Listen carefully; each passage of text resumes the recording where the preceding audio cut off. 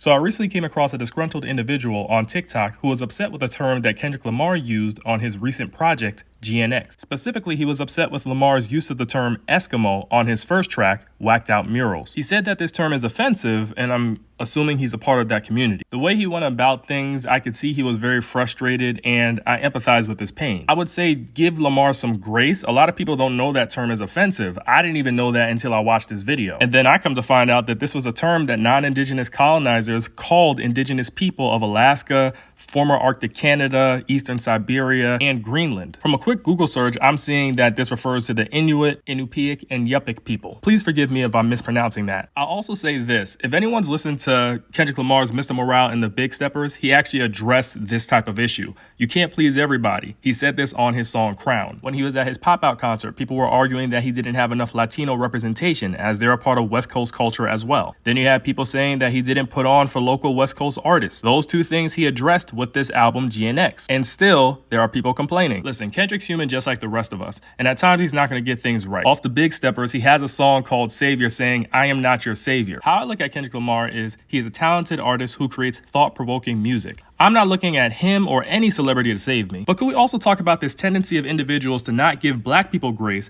but expect for black people to give everybody else grace? Not to be divisive here, but last I checked, a lot of the indigenous community in America voted for Donald Trump, and we know what a Trump presidency is going to mean for black individuals. Many of us, I should say, not the rich ones like 50 Cent. We hold a lot of black artists, black public figures to an unreasonable high standard. I remember Lizzo got in trouble in the past for using a word that rhymes with jazz. She didn't know that word was offensive. And all I'm saying to wrap things up is let's give these artists some grace. Let's look at these black artists for who they are, just artists. We're not looking at them to save the world. We're not looking at them to be these radical individuals. If they choose to call themselves one, then that's cool, but I'm still not going to view them that way. So once again, I empathize with this individual's community, but I didn't know that term was offensive, and a lot of other people don't. I do now, and I won't use it.